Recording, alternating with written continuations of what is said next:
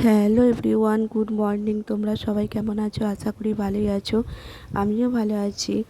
তুলু simple house ওয়াইফে তোমাদের সবাইকে স্বাগত জানিয়ে আছি একটা নতুন ব্লগ শুরু করছি।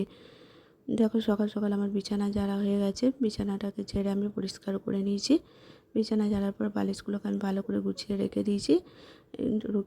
গুছিয়ে নেওয়ার পর কম্বলটাও আমি গুছিয়ে নিলাম।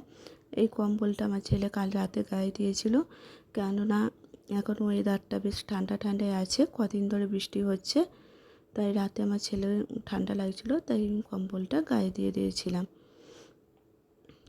দেখো, আমার ঘর ঝাঁট দিয়ে ঘর মোছাও হয়ে গেছে। ঘর মুছে আমি চলে এসেছি রান্নাঘরে। ওভেনটা ভালো করে পরিষ্কার করে মুছে নেব। মুছে নেওয়ার পর আমার থালা বাসন রাখা আছে, থালা বাসনগুলো মেজে নেব। থালা বাসন আমার মাজা হয়ে গেছে। এসে আমাকে হাফ দেবেন। দাদা ডাকছে মাছ কেনার জন্য। লাজের দিকটা নেবো। হ্যাঁ, আমি চলে গেলাম মাছ আনতে। না না, আপনি ব্লাউজের দিকটা দিন না।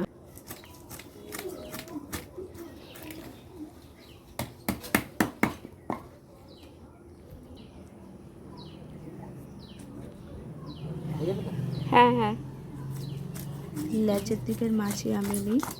আমি পেটের মাছ খুব একটা নিই না, লেজের মাছই আমার ভালো লাগে। আমরা সবাই খাই লেজের দিকের মাছ। দেখো, মাছ নেওয়ার পর মাছ নিয়ে আমি ভালো করে নুন হলুদ মাখিয়ে রেখে দিয়েছি। আজকে রান্না করব করলা আলুর তরকারি, আলু ভাজা আর মাছের ঝাল। দেখো, আলু আমার ভাজা হয়ে গেছে। ভেজে নেওয়ার পর করলা আলুর তরকারি রান্না করব। তরকারিটা একটু শুকনো শুকনো করে রান্না করব। আমার সব রান্না হয়ে গেছে। আমি চাটনিটা করতাম না। আমি চাটনিটা কাকিমা শাশুড়ি আম দিল, তাই আমি চাটনিটা রান্না করলাম। সব রান্না প্রায় আমার কমপ্লিট হয়ে গিয়ে আমরা খাওয়া দাওয়া করে একটু রেস্ট নিয়ে কাকিমা শাশুড়িদের ছাদে এসেছিলাম। ছাদে এসে একটুখানি ভিডিও করলাম আমাদের বাড়ির চারিধারটা কীরকম আপনাদেরকে দেখানোর জন্য। শুধু গাছপালা আর গাছপালায় ভর্তি আমাদের এখানে।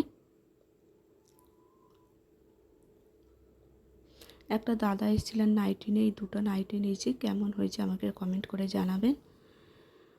গুড ইভিনিং বন্ধুরা। এখন সন্ধ্যে প্রায় 7:30 বাজে। আমি একটু চিকেন পকোড়া করছি। চিকেনটাকে আমি ম্যারিনেট করে রেখে দিয়েছিলাম। পকোড়া ভাজা প্রায় আমার হয়ে এসছে।